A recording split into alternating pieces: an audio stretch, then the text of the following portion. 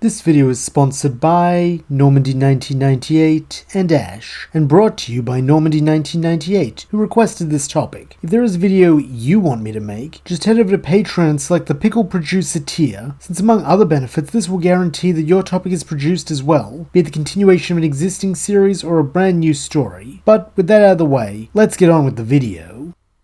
Our story begins the way many stories do, with a boybot, a girltron, and a pair of handcuffs. Specifically, the duo in question are Starscream and RC, as following Arachnid's betrayal and abandonment of the Decepticon 2IC to the Autobots, Starscream had made a rather startling declaration that he wishes to join their ranks. Naturally, this has been met with a great deal of skepticism, though in an attempt to ingratiate himself, Starscream had offered to lead his new quote-unquote comrades to the location of the Harbinger, the very Decepticon warship that he and Arachnid had been seeking out on Megatron's orders. Figuring that they should at least check the veracity of this intel and stop Megatron from acquiring a dangerous new weapon, the Autobots had made their way to the coordinates with a cuffed Starscream in tow, warning that any duplicity would be met with swift and lethal action. This had been where RC had come into the picture, as despite her desire to scrap Arachnid, Optimus had assigned her to guard their prisoner, with the Autobot and Decepticon pair soon getting to talking about their shared loathing for their spider-themed mutual enemy. As in canon, RC lists Arachnid's greatest crime as killing her partner, with this being the point where the timelines diverge, as while normally Starscream would balk at this, scowling that Arachnid is taking credit for his achievements, and thus tipping RC off that he was the one who killed Cliffjumper. Here he holds his tongue, having a brief window of insight in which he realizes that if he admits he did it, RC will surely kill him, which would be the exact opposite of his highest goal, to save his own precious skin, which coincidentally is the correct term for the outer layer of a plane.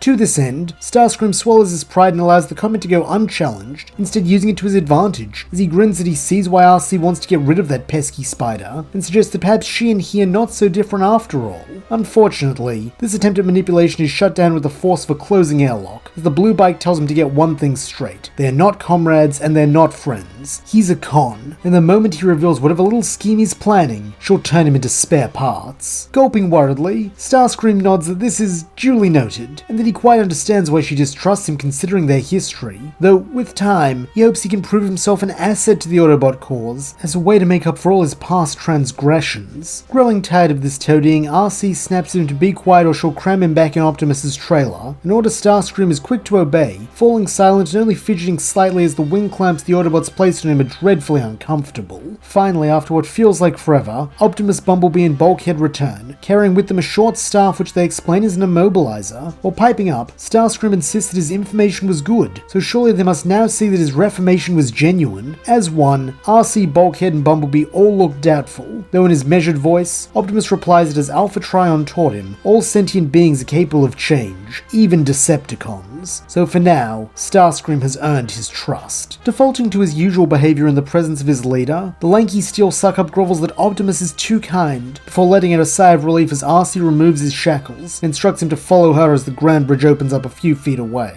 Walking in the center of the formation so that he is flanked by Autobots on all sides, Starscream suddenly finds himself in what he can only assume is their base, a cavernous structure carved seemingly out of stone, though he certainly hopes there is more to it than just one room, as sharing this space with 5 others would be rather cramped. As though he can read his mind, the great green brute Bulkhead slaps him on the back, telling Screamy, as he calls him, to come with him and he'll give him the tour. Seeing no alternative, Starscream follows, discovering there is a maze of corridors and doors behind this one room, though he is rather disappointed by the Spartan aesthetic of grey concrete, since say what you will about the Decepticon warship, at least it has ambiance. It is here that Bulkhead also stores the immobilizer, while giving Starscream a look that very clearly says, if you try and steal this, I will know, and I will stop you in the most painful way possible. A look he knows well from his time with Megatron. Adopting a wounded expression, Starscream simpers that the Autobot doesn't trust him, does he? To which he receives a rather blunt nope, though with the addendum that Optimus does, so he's willing to at least give him a chance. Recognizing this is more than most would offer, Starscream thanks his new comrade, while assuring him that he can be quite useful to their now shared cause. Unfortunately, this is met with the same indifference as his question, as the ex-wrecker tells him to take it up with Optimus, since he's the boss bot around here. Speaking Speaking of the Prime, when Starscream and Bulkhead return to the main area, Optimus and Ratchet are in the midst of what appears to be a debate around Starscream himself, as the Doctor insists that while he respects his leader's optimism, Starscream cannot be trusted, as he has proven himself time and again to be duplicitous, conniving, and utterly ruthless. Blithely, the ex-Decepticon adds that he forgot vindictive, which is precisely why he is here. He gave Megatron the best killer cycles of his life, yet he and his idiotic followers repaid him with nothing but contempt and cruelty, like he was some human they could step on whenever they felt like it. This comparison earns Starscream a rather angry shout, and looking over he sees one of the Autobots' pets, the female one, glaring up at him from the back of a couch. Evidently, Optimus Prime is equally unimpressed with his new subordinate's choice of words, firmly stating that if he is to be an Autobot, he will need to realize that all life is precious, and as the wielders of tremendous power, it is their duty to use that strength to protect those weaker than them, not demean or dominate them. Recognizing that he cannot argue this point without contradicting his own complaint about Megatron, as well as more than likely angering the other Autobots while in a confined space from which he cannot escape, Starscream merely nods that of course Optimus is right, before asking if there is any more wisdom the Prime wishes to impart to him. Ignoring the undertone of mockery, Optimus instead looks Starscream in the eye and earnestly replies that in time, there is much he hopes to teach him, as it is his fondest wish that the Decepticon defector will find his home among them, though for now, it would be prudent to discuss the rules Starscream will be required to follow. First and foremost, he is to do no harm to the life forms of this planet, though just as importantly, he must not alert them to the existence of Cybertronians, meaning when outside the base, he must maintain his vehicle form whenever in the presence of humans. Additionally, while his loyalty is being ascertained, he is not to leave the base without permission or an escort, the latter being something Starscream can readily agree to, as by now Arachnid will have informed Megatron that he is in the hands of the Autobots, and considering all the information he has on Decepticon operations, it is highly probable that his former master will conclude that the best way for Starscream to hold his tongue is if it and the rest of his head are several clicks removed from his body, meaning the safest place for him is out of sight. In an attempt to make his confinement as comfortable as possible, the Jetbot decides to ingratiate himself with the base's human infestation, approaching the loud female one and simpering that he fears they get off on the wrong foot, so perhaps they could start fresh. However, it seems this human spends much of her time in the presence of Bulkhead, as with the gruffness mirroring his, the girl snarks there's no chance, with his welcome being less abrasive but equally as cold from the older human male, while the younger expresses hope for Starscream's reformation, though also doubt. Unfortunately for the defector, these three are not in fact the only humans, as a few days later the base is visited by a shrill female who upon spotting Starscream's Decepticon insignia, orders him to stay away from her son, the black-haired boy Jack, as well as Special Agent William Fowler, the man he had personally tortured during the Space Bridge incident, and who understandably is none too happy to see him, demanding to know if Optimus is out of his sparking mind for letting a known enemy walk free. Admittedly, it is rather gratifying to hear a Prime vouch for him, though, like all conversations regarding him of late, it is accompanied by the caveat that should his reformation prove disingenuous, the Autobots will be able to subdue him. Being used to implied threats, Starscream does not even question this, nor does he attempt to cozy up with Fowler, instead begrudgingly performing the tasks he is assigned as a means of lowering his host's guard, as in his current predicament, all he can do is bide his time, and waiting for it to become clear whether his best interests lie with remaining an Autobot stooge, or striking out as his own beholden to none. As a result, he is forced to endure many menial tasks unfit for the lowest drone, such as cleaning the base, monitoring the comms when the Autobots are out on patrol, and doing inventory on their Energon reserves. This last task proves particularly galling, not because of the drudgery, but because the result is more dire than he could have possibly anticipated. The Autobots are almost completely out of Energon. Sure, the Decepticons had known they must be running low with no means to replenish their supply, but not even Megatron could have guessed it would be this low. At this rate, they'll be completely depleted in mere cycles, and if rationing and starvation are on the cards, he has a pretty good idea who'll be the first to have their supply cut off. Thankfully, Starscream just so happens to know a rich source of Energon, and one with scant enough security that the Autobots should be able to handle it, meaning this shortage might actually be a golden opportunity for him, as he can appear benevolent and useful, whilst having those goody 2 servers do the grunt labor instead of him for a change. To this end, the defector approaches Ratchet, evident concern in his face and tone as he admits to being startled by their Energon count. Brusquely, the medic tells him not to worry his spiky head, since Optimus won't let them harvest his Energon despite his belief that this would be the best use for the Decepticon, though Starscream protests that this isn't why he came to the good doctor. No, he wants to share some information he has on a still fertile Energon mine. As expected, this gets Ratchet's attention, with the medic demanding to know why he didn't mention this earlier, which in turn causes Starscream's cowardice to kick in, as he recoils and squawks that he didn't think it was relevant until he saw how low on Energon they were, having always taken a plentiful supply for granted. Accepting that on the balance of probability, this was arrogance and not a plot against them, Ratchet does not press any further, instead telling the cowering con to give him the information as they don't have time to waste. Nodding vigorously, Starscream relays the coordinates, with Ratchet's computer confirming there is a rock formation there that could house a mine. A promising start, though this is not enough for the Doctor to trust the jetbot, as he calls the others in to discuss how they should approach what could be a lifeline, though could just as easily be a trap. Knowing better than to protest his innocence, Starscream listens silently for the duration of this meeting, with the ultimate verdict being that RC and Bumblebee will investigate, though they're to keep comms open at all times so the others can ground bridge in if trouble arises. However, to the Autobots' surprise, this is not necessary, as while there is a small con contingent in the mine, they are simple worker bots who are easily taken by surprise, meaning that not only did Starscream give them helpful information, but he's just supplied them with a solution to their Energon woes, at least for now.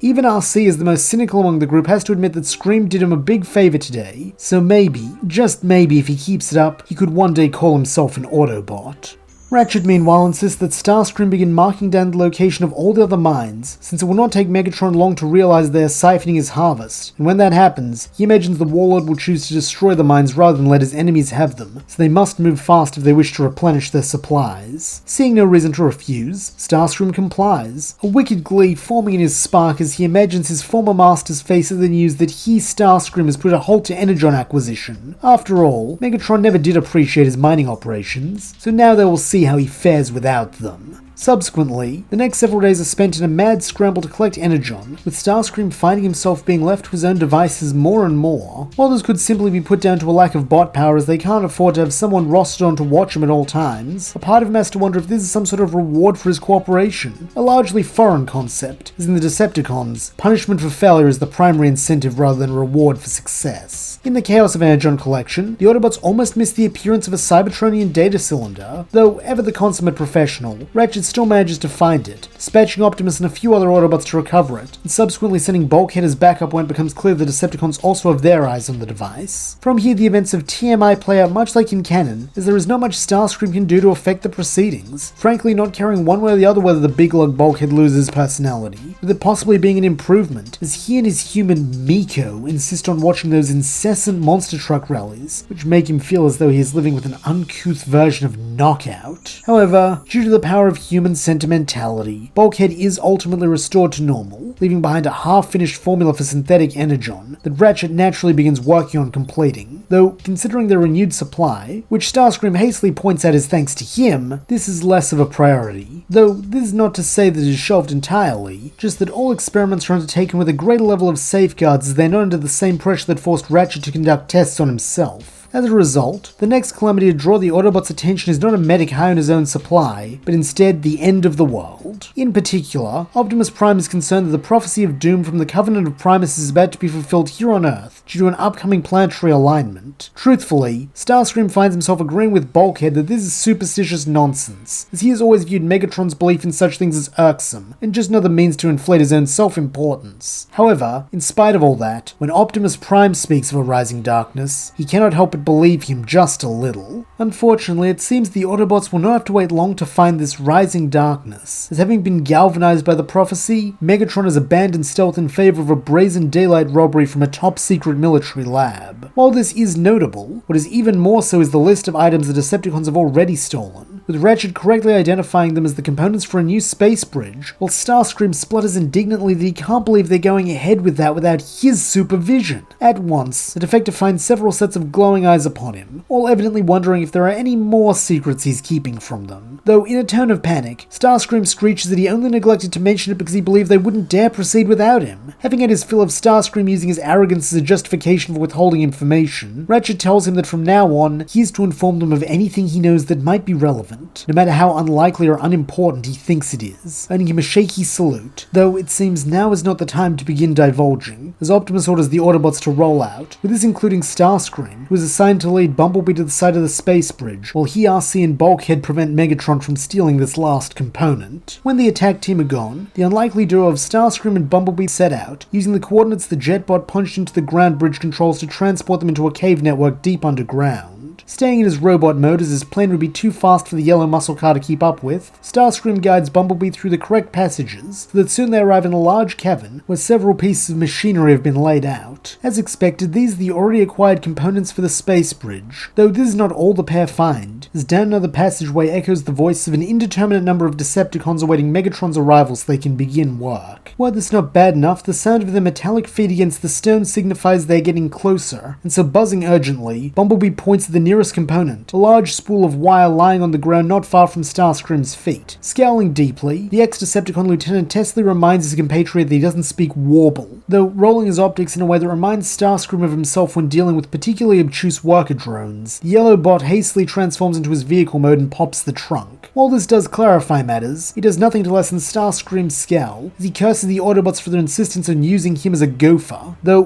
hearing the footsteps getting very loud now, he obeys, grabbing the wire and tossing it roughly into B's trunk before transforming as well and jetting back the way he came, just in time to avoid being spotted. When the pair are sure they aren't being followed, Starscream calls Ratchet, snapping at him to get them a ground bridge out of here, something the medic is more than capable of providing, so that a moment later, the away team find themselves back in the base, while Raph, Jack and Miko ask how it went. Transforming back to his robot form, Starscream boasts that thanks to his guidance and quick action, they were able to thwart the construction of the space bridge. Though cutting him off, Bumblebee warbles something that causes Ratchet to look at him and reply that presently, they are on board the Decepticon warship. Cutting over to Optimus and his crew, they have engaged in battle with Megatron and his forces like in canon. However, thanks to Raph not being injured since Bumblebee was on a mission, there was no need for RC to return to base, meaning that when Optimus and Bulkhead attempt to sneak aboard the warship, she is right there with them. Employing stealth protocols there in the heart of enemy territory, the trio make it to the cargo hold where Megatron had stashed the final piece of his space bridge, and unaware that Bumblebee already stole a piece to ensure the Decepticons could not complete their task, the trio gather up their prize and call for a ground bridge home. However, here we see a rather notable divergence from canon, as where normally Optimus would tell Bulkhead to go on alone, as following what they did to Raph, he has realized that Decepticons and Autobots can never coexist, and so he must kill Megatron. In this world, thanks to Starscream's defection, he is instead filled with a sense of hope that while he does not believe their new addition's motives are entirely pure, he at least made the choice to walk a different path, and if he can, then perhaps there is a future in which he and his old friend Megatronus are able to stand united as they once did. To this end, there is an air of celebration in Autobot Outpost Omega-1 as the team reunite and recount their adventures to one another. Naturally, still feeling more like a prisoner than a teammate, Starscream watches from the side, sneering slightly at the sickening camaraderie. That is until he feels Raph tapping his foot to get his attention. Looking down at the littlest human, Starscream demands to know what he wants. Though unperturbed by this rudeness, Raph replies that B told him everything the ex-con did down in the tunnels, so he wants to thank him for looking out for his partner. He then adds that he comes from a big family, and he's not that popular at school, so he knows what it's like to feel alone in a crowd. Though, if Starscream actually tries to let the other Autobots in, maybe he'll find the same sense of connection that he has since coming here. It's at least worth a try. Truthfully, Starscream has no desire to find kinship with the Autobots any more than he did with the Decepticons, viewing them as just another pit stop on his way to his ambitions. Though, he does note that this is the first time someone has referred to him as one of the Autobots, not an ally, or someone who could one day become an Autobot. In that moment, Starscream isn't entirely sure how to feel, though he does know one thing. He feels disinclined to step on this particular human. Unfortunately, the mood of elation is not long-lasting, as Special Agent Fowler soon calls the base once again, this time to warn of a series of natural disasters, all centered around a volcano that began erupting purple lava and chunks of that dark Energon stuff from a couple of months back. Dreading that this must be the prophecy Optimus spoke of, the Autobots begin investigating, with Starscream as the most knowledgeable member of the team when it comes to the substance being questioned on any insight he may have as to why the blood of Unicron would be spewing from the Earth itself. Being entirely honest for once, Starscream confesses that he's just as clueless as the rest of them, though by using Agent Fowler's data on the earthquakes now shaking the planet, Ratchet is able to identify that these tremors are actually a cybertronian heartbeat. In a tone of terror, Starscream asks if the Doctor is suggesting Unicron is the core of this world like Primus is for Cybertron, though it is Optimus who answers, stating that this is likely the case, though that makes their objective simple. They must find a way to prevent the Chaos Bringer from fully awakening, as that will surely bring about the doom written of in the prophecy. Though he doesn't say it, Starscream has a simpler plan in mind: flee this world and leave the humans to their fate. Though before he can begin looking for an exit, Optimus instructs him to accompany him as he investigates one of the earthquake's epicenters, since his knowledge of dark Energon will make him an asset in whatever is to come, a prospect the Jetbot finds unappealing to the extreme. as the last place he wishes to be is in the presence of the all-powerful and legendarily wrathful Unicron. In fact, Starscream is so opposed to the idea that when Prime looks at him, he outright refuses to come along, protesting that he agreed to join them, not to throw away his spark on a suicide mission for them. However, in that calming, sagely voice of his, Optimus replies that he knows, and it is for that reason that he is asking for Starscream's help. Since if they act now before Unicron can regain his strength, many lives including their own will be spared, compared to if they are forced to face him at his zenith. Begrudgingly, the former Seeker admits that he hadn't considered that, his tone making it clear that while he is unhappy to be going on this mission, he will follow Prime's command, if only for the sake of his own survival. Together, the pair then make their way to a deserted canyon that not long ago had been the center of a ferocious earthquake. Through the comms, Ratchet requests they scan the area's metal composition, with the results proving his hypothesis correct, that the sites of the earthquakes do contain higher than usual natural metals, making them in essence the arms and legs of Unicron, and those tremors him stretching. Panic setting in now, Starscream suggests that if this is the case, then they had best get as far away from this place as possible, before the Chaos Bringer uses this arm to crush them, though it seems it is too late for that, as suddenly, the face of Unicron himself emerges from the stone, declaring his intent to destroy the last disciple of Primus. Letting out a squawk of terror, Starscream takes this as his cue to leave, though before he can shift into a jet and leave Optimus in the dust, a sight falls his optics which freezes him in place with shock, the face of Unicron becoming an entire body of stone, which barrels down upon them with weapons raised. Leaping in to defend his stunned ally, Optimus clashes with the Cybertronian devil, though even so, his intent is not to kill, as he instead beseeches Unicron to listen to him. Curious at what a Prime would want of him, Unicron stops, allowing Optimus to implore him to halt his revival before he destroys humanity, who in many ways are the Chaos Bringer's children. Unfortunately, it seems that Unicron does not see it this way, branding the species as parasites who he will purge himself of once he has dispatched this upstart heir of Primus. Then with malice in his purple eyes, he unleashes dark Energon-empowered lightning upon Optimus. Such power is more than even a Prime can take, sending him crashing to the dirt, and in a moment of what Starscream can only conclude as madness, he bends down to sling one of Prime's arms over his shoulder, drawing their enemy's attention to him. In his cold voice, Unicron declares that those who stand with a Prime shall fall with them too. Or rather, he tries to, as the moment the deity opens his mouth, Starscream launches both of his missiles into it, not caring if it's honorable or not, since he wants to live. At such close range, this is enough to blow Unicron's head off, while his body crumbles to dust, causing Starscream to crow that not even the mighty Unicron is a match for him. However, such celebrations may be premature, as at once half a dozen Unicrons burst from the surrounding cliff faces to replace the one who just fell. Rising to their feet, Starscream and Optimus quickly realize they're surrounded, and with Prime holding onto him, Starscream cannot even fly away now. How typical. He has one moment of idiotic decency, and now he's going to die because of it. At least, that is what he thinks until Optimus begins opening fire with his blaster hands, downing another Unicron, and allowing them to begin hobbling back the way they came. Together, the pair are able to begin clearing a path as Optimus shoots while Starscream moves, all the while screaming down the comm for Ratchet to open the ground bridge at once, though unfortunately, it seems escape might not be possible, as for every Unicron they destroy, more rise to take their place, until finally the pair are completely swarmed. Figuring he might as well put his last words to good use, Starscream prepares to spitefully tell Prime that he told him coming here was a bad idea, though before he can, the requested portal bursts to life, and out of it comes Bulkhead, Bumblebee, and RC, all of whom are raring to take the fight to Unicron. Thanks to the arrival of these fresh reinforcements, Starscream is able to reach the others and hand Optimus off to one of them, as RC makes the wise call to fall back to base, as with their leader being Unicron's target, they should prioritize getting him to safety. Having recovered enough to stand on his own by now, Optimus protests that Unicron will still be able to track him anywhere on this planet, so hiding will only slow their enemy down. The reasoning that if Optimus falls, so will the Earth, Ratchet is able to convince him to choose self-preservation just this once. However, due to their opponent being a mythical figure, nothing can be that easy, as when the Autobots escape the horde of Unicron avatars, they are simply confronted by a larger one, a colossal behemoth who towers over them the same way they do over the humans. Try though they might, the five fighters are no match for this incarnation of the Chaos Bringer, with it only being through the fortuitous arrival of Megatron that they managed to survive. Naturally, the first appearance of his old master since his defection sends Starscream into a panic as he begins to tremble, somehow more afraid of him than he is of Unicron, though for now at least, the Decepticon leader pays him no mind, focusing instead on destroying this giant avatar, then turning his attention to Optimus. However, rather than seeking to destroy him as he normally would, Megatron reveals that he has come in search of an alliance, as only together can they vanquish their mutual enemy.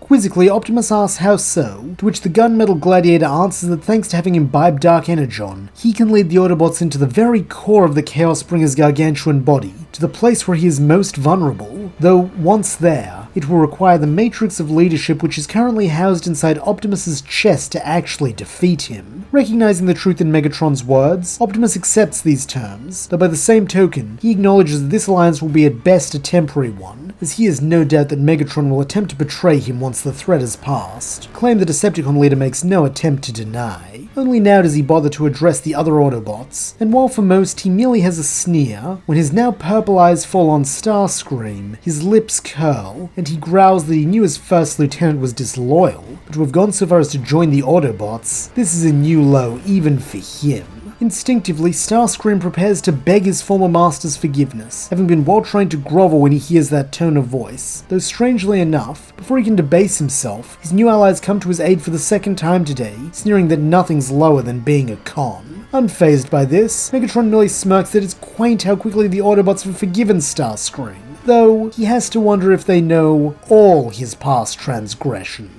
Then, with that enigmatic statement, he reverts to his plane form and begins attacking another giant Unicron, giving the Autobots time to ground bridge home. However, this is but a temporary stopover, as Optimus makes the grave pronouncement that in order to reach the core, they will need to give Megatron access to the base, at least momentarily, so he can place the coordinates into the ground bridge. Naturally, no one is all that pleased with this decision, though Starscream's mind is a million miles away from the danger of allowing Megatron in, instead focusing on the threat he could pose if he were to make good on his illusion from earlier, as surely he was referencing the scrapping of Cliffjumper. Unfortunately, there is no way he can raise this protest without making it clear he has a secret he once kept after repeated warnings to come clean, and so biting his metallic tongue, he stands with the other Autobots as Megatron is brought into the base. Following a brief trading of barbs, Optimus excuses himself to speak privately with Jack, giving everyone a moment of respite, and mistaking Starscream's resumed trembling for fear of the upcoming fight with Unicron, RC approaches him and lays a hand on his shoulder plate, reassuring him that he did good today saving Optimus, that if he sticks close to the rest of them, he'll be fine. Forcing himself not to recoil from her hand as he imagines it closing around his throat, Starscream nods shakily to show that he's alright. Then, as the Autobot and Decepticon leaders form up, they make the joint call to roll out. Only now does the Jetbot realize that he is expected to accompany them into the heart of Unicron, having temporarily forgotten about the Chaos Bringer during the return of Megatron. Weakly, he tries to protest that he really ought to stay here and help Ratchet monitor comms in case they need a quick evacuation, an idea that Docbot seemingly agrees to,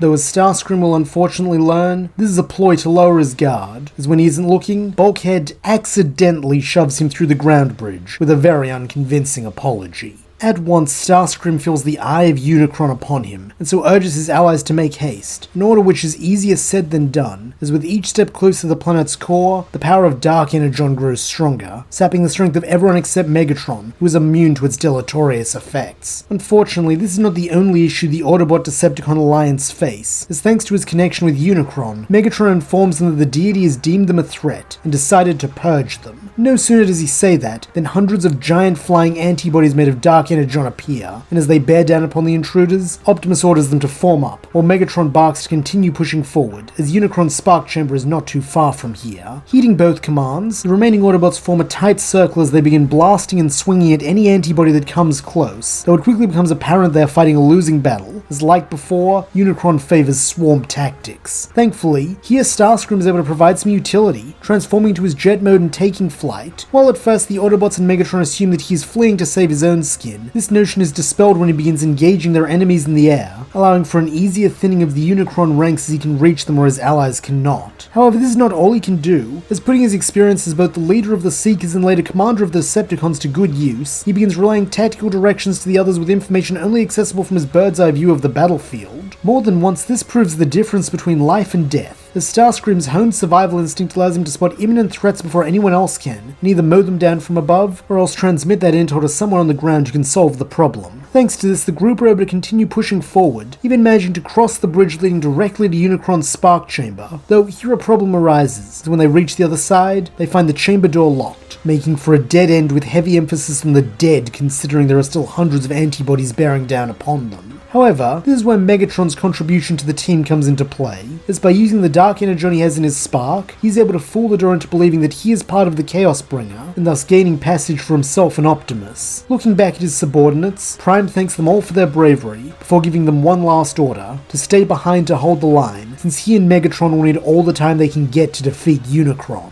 Loyally, RC, Bulkhead, and Bumblebee all vow to do their best, ready to lay their lives down for their leader if required, and seeing that the choice is out of his hands, Starscream reverts to his robot mode and gives a petulant nod of his own. When Megatron and Optimus are gone, the remaining 4 fighters turn once more to face the incoming horde of antibodies, knowing that with their current position, the only option they have is to stand shoulder to shoulder and keep firing until they either take their enemy down or are overrun in the attempt. Huffing slightly, Starscream scowls that he never imagined he'd die like this, though smirking, Bulkhead asks just how did he think he'd die, overlooking all of Cybertron while wearing a crown. Sardonically, the Decepticon defector replies that add a legion of admirers and that sounds perfect, though having no time for jokes, RC snaps them to both focus, as Optimus is counting on them to buy him time. Ironically, it is this lapse in focus to chastise them that puts RC in danger, as a dark energon creature suddenly appears behind her, having flown up the side of the bridge to avoid detection. Recognizing that the blue two-wheeler hasn't noticed this, and that in the time it'll take to warn her it'll be too late, Starscream does the only thing he can, firing a missile behind her, and watching as the antibody explodes in a shower of purple. Spinning around to see the aftermath, RC in a somewhat shocked tone states that Starscream saved her, though keeping his aloof exterior, the Greybot simply replies that so he did, before returning his attention to the enemies closing in on them. By now, the corridor is full of the flying menaces, with it seeming that soon the defenders will be overwhelmed, though just as Starscream is about to give up hope, the antibodies begin falling from the sky en masse, having apparently gone inert. Looking between each other, the Autobots question if this means the battle's over, though wisely, RC suggests they better go check on Optimus, as they can only imagine what state he's in after directly confronting Unicron. Unfortunately, these words prove more prophetic than one might think, as when the group busts their way into the spark chamber, they see Megatron helping Optimus to his feet, a sinister smile on his face that Starscream knows all too well, as the look of an evil plan exceeding expectations. Worriedly, Bulkhead asks Optimus if he's okay, though shockingly, the blue and red bot merely responds with confusion, not recognizing his name nor his subordinates when RC speaks to him next. At once, Starscream understands just what Megatron is thinking, though before he can cry for Prime to not listen to the Warlord, a grand bridge opens up, and Megatron urges Optimus to go through while he provides suppressing fire. To the horror of everyone, Prime obeys, and as the two make their escape, the remaining fighters all share a look of matching dismay. Not long after this, they are able to contact Ratchet and get their own Grand Bridge back to base, though it is a morose quartet who emerge. While the children all fuss over their Autobot guardians, the Docbot looks to Starscream, dread in his voice as he asks what became of Optimus, and meeting his eye, the defector replies that Optimus Prime is now in the clutches of the Decepticons. And that's where we'll leave things for now. Thank you so much for listening. I hope you enjoyed it, and if you did, please don't forget to like, subscribe, and leave your thoughts, suggestions, or screams of rage in the comments below.